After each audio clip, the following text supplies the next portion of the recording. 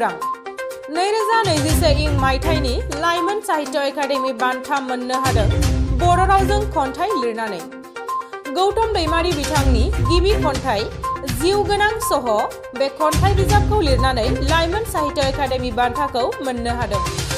साहित्य academy बान्था मोननो हानाय गौतम दैमारि बिथाङा आथिखालाव रङिया फरायसालिमायाव बर' बिफाननि आलासि फोरोंगिरि। साबायखर थाबाय गिबियावनो आङो नोंथांमोननि आर'नाइ रादाब ओमफ्राय लोगोसे एसएम निउज नोंथांमोननिसिम आङो साबायखर बावहरग्रोबाय। मैयासो फोसावनाय साहित्य एकाडेमि 2021 लाइमोन बान्था दा बेनि थाखाय आंखौ सायख'दों। आं थारैनो जोबोर गोजोननाय मोनदों। आं माब्लाबाबो सानाखैमोन जे आंनि खन्थाइ बिजाबा साहित्य एकाडेमि बायदि मोनसे मानगोनां बान्थासिम सहैनो हागोन। थारैनो बेयो आंनि थाखाय मोनसे सारप्राइज आरो आं गोसोआवहाय जोबनो गैयै गोजोननाय मोनदों। बेनि थाखाय आं साहित्य एकाडेमिनि गासै मावथिफारिया लोगोसे जुरि सोद्रोमा बिथांमोननिसिम साबायखर बावहरो नोंथांमोननि गेजेरजोंनो।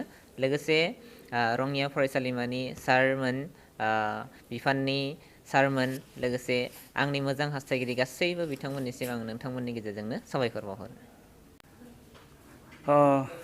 गिबियावनो नोंथांमोननि निउज पर्टेलसिम आंनि साबायखरखौ बावहरग्रोदों। नोंथांमोना बेसिम फैनानै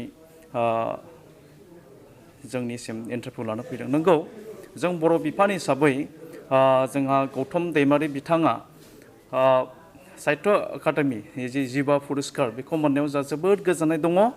आरो बिफान हिसाबैल' नङा, जोङो इन्टायार माने रङिया कलेजनिफ्रायनो जोङो जोबोद गोजोननायखौ दिनैनि बे निउसनि गेजेरजों आं फोरमायो।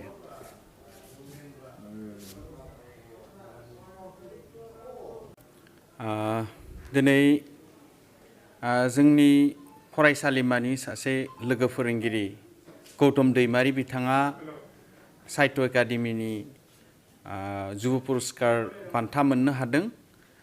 बिथांनि बे बान्था मोननायाव जों फरायसालिनि फोरोंगुरु आरो फरायसा लोगो बिथांमोन बा गासैबो रंजानाय मोनदों। बिथांनि जा जिउ गोनां सह खन्थाइ बिजाब, बे खन्थाइ बिजाबखौ बिथाङा फोरमायनाय बायदिब्ला 2019 मायथाइयाव पुर्बायन पाब्लिकेसनजों फोसावदों। आरो बे बिजाबाव गासै 70 खन्थाइफोर दङ आरो बिनिनो दोंसे खन्थाइ जिउ गोनां सह बेनि मुङैनो बेनि खर'सा मुंखौ बिथाङा होदों। आरो बेहाय जा सानस्रिफोर बेरखांदों बिथांनि खन्थाइयाव, जे बर' हारिनि थामोनथानि थाखाय बर' हारिया आइडेन्टिटि क्राइसिसाव गोग्लैना थानाय, बे हारिखौ फोसाबनो थाखाय माहारियारि आफादफोरा जायफोर सोमावसारनाय लाबोदोंमोन, बेफोर सोमावसारनाय गासै बिथिंफोरखौ बिथाङा नोजोर होदों। आरो बेहाय बे सानस्रिल' नङा, गुबुन गुबुन सानस्रिफोरजों मोनसे मिलौहाब देंखो गोनां दोंसे खन्थाइ बिजाब। बेनि थाखाय जों फिन बिथां गौतम दैमारिखौ बरायदों जोंनिफ्राय।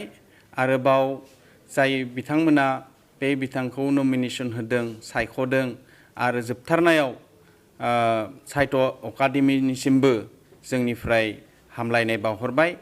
आं हास्थायो आरो बिथांनि खोलोमजों आरो बेबायदि मिलौहाब देंखो गोनां गोथौ गोथौ सानस्रि गोनां खन्थाइफोरा आरो ओंखारबाय थाथों। बेजों जेन बयबो फरायनो मोनो, बेनिफ्राय बिदै सोबनो मोनो, बेखौनो आंनिफ्राय हास्थायनाय थाबाय। गोजोन्थों। कलेजर बर' डिपार्टमेन्টৰ এছিষ্টেণ্ট প্ৰফেচাৰ গৌতম দৈমাৰীয়ে আমাৰ মাজলৈ সুনাম কঢ়িয়াই আনিছে। এই বছৰৰ সাহিত্য একাডেমীৰ বড়ো ভাষাত যুৱ এৱাৰ্ড পাই আমাৰ গৌতম দৈমাৰীয়ে আমাৰ কলেজলৈকে সুনাম কঢ়িয়াই আনিছে। আৰু সঁচাই আমি ৰঙিয়া কলেজ পৰিয়ালবৰ্গ এইটো কাৰণে গৌৰৱান্বিত। ইয়াৰ আগতো আমাৰ ৰুজাব মুছাহাৰীয়ে একেটা বিষয়তে এৱাৰ্ড পাই আমাৰ কলেজক গৌৰৱান্বিত কৰিছে। গতিকে আমাৰ ৰঙিয়া মহাবিদ্যালয়ৰ বড়ো ডিপাৰ্টমেণ্টটো সঁচাই এক সুনাম কঢ়িয়াই অনা আমাৰ ডিপাৰ্টমেণ্ট, আৰু ই আমাৰ কলেজৰ কাৰণে এক উজ্জ্বল নক্ষত্ৰ।